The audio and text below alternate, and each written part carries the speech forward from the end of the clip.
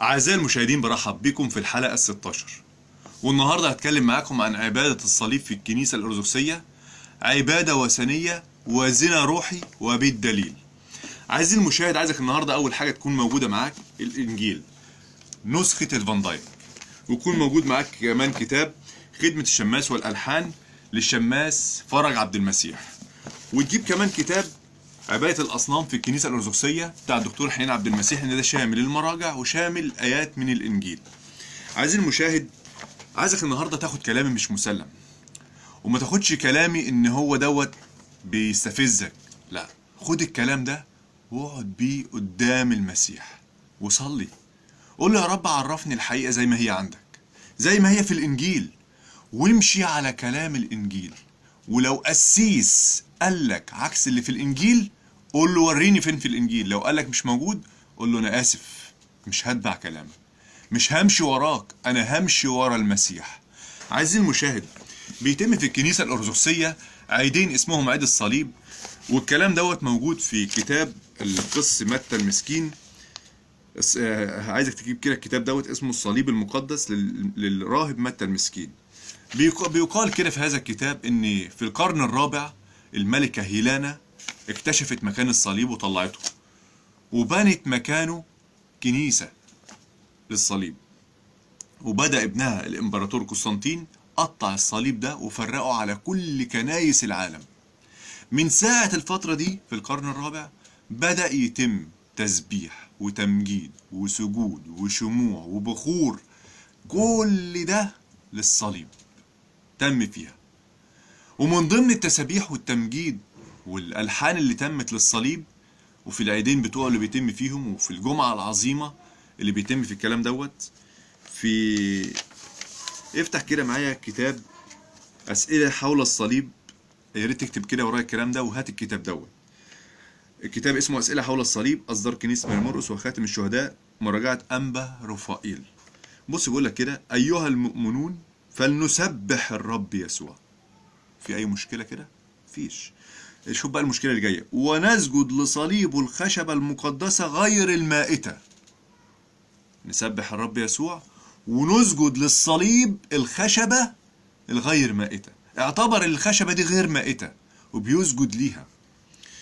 اسمع بقى اللي جاي كمان: نفخر بك، بيكلم بقى الصليب، نفخر بك أيها الصليب الذي صلب عليك يسوع، لأنه من قبل مثالك صرنا أحرارا. نحملك على أعناقنا أيها الصليب ناصر المسيحيين، وبشجاعة نصر جهارا. السلام لك أيها الصليب. الكلام ده موجود في سكسولوجية عيد الصليب. عزيزي المشاهد، هات الكتب دي والمراجع واقرا. افتح كمان معايا في كتاب خدمة الشماس والألحان للشماس فرج عبد المسيح. اسمع كده بيقول لك ايه: السلام للصليب الذي صلب ربي عليه حتى خلصنا من خطايانا. وفي حتة تانية برضو في نفس الكتاب، عايزك تفتح الكتاب دوت. الكتاب عندي هنا هوت، الكلام ده موجود في صفحة 142 لغاية صفحة 147. عايز المشاهد افتح واقرا: اطلب من الرب عنا يا سيدي الملك قسطنطين وهيلانا الملكة ليغفر لنا خطايانا. عايز المشاهد افتح معايا كده بقى الانجيل وشوف كلام المسيح في الانجيل بيقول ايه.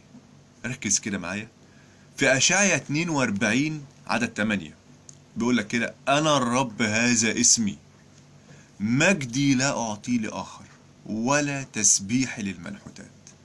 ما شفناش في الانجيل حد بخر للصليب، حد سجد للصليب، حد ولع شمعة للصليب، حد كفن الصليب زي ما بيحصل في الجمعة العظيمة، حد ادى تحية وسلام للصليب وقال له كده: السلام للصليب الذي صلب عليه رب المجد.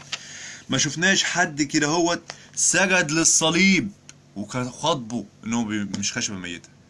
افتح كده معايا حضرتك كده هو هوشع 2 من فضلك، افتح واقرا، مش عيب، وصلي ان ربنا يفهمك الحقيقة.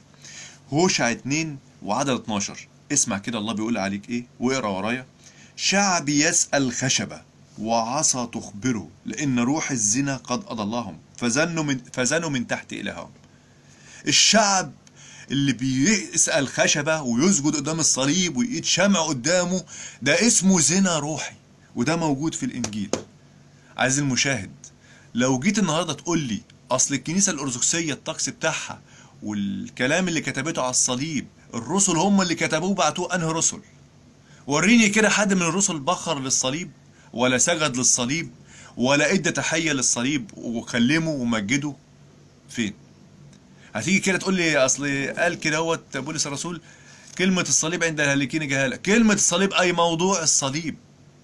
عزيزي المشاهد، ما تقعدش تألف في الكلام، ركز وارجع لكلمة ربنا. ما تعبدش الا المسيح بس. تعالى النهارده وامسك الصليب وكسره وارميه في الزبالة زي ما عمل الملك حسقية في ملوك الثاني 18. صعق حية النحاس التي عملها موسى اللي هي رمز للمسيح شخصيا في انجيل يوحنا 3. افتح كده انجيل يوحنا 3 عدد 16.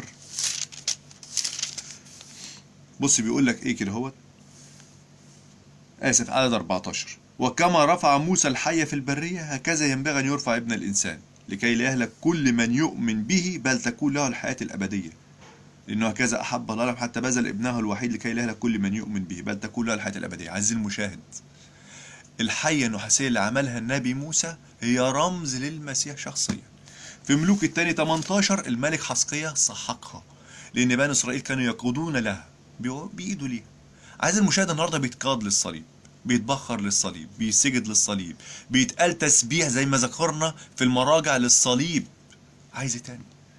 عايز تعمل مستقيم في عين الرب؟ افتح كده ملوك التاني 18 هيقول لك كده هو على الملك حسقية وعمل المستقيم في عيني الرب. عايز تعمل المستقيم في عين الرب؟ كسر الصليب وارميه في الزبالة وتعالى كده قول له يا رب اخطأنا وعوجنا المستقيم. اوعى تقول ان الكنيسة الارثوذكسية جابت او استلمت من الرسل، الكلام ده مش موجود في الانجيل. وافتح كده معايا رؤية 22 واقرا كده ورايا، لاني اشهد لكل من يسمع اقوال نبوة هذا الكتاب ان كان احد يزيد. رؤية 22 على 18.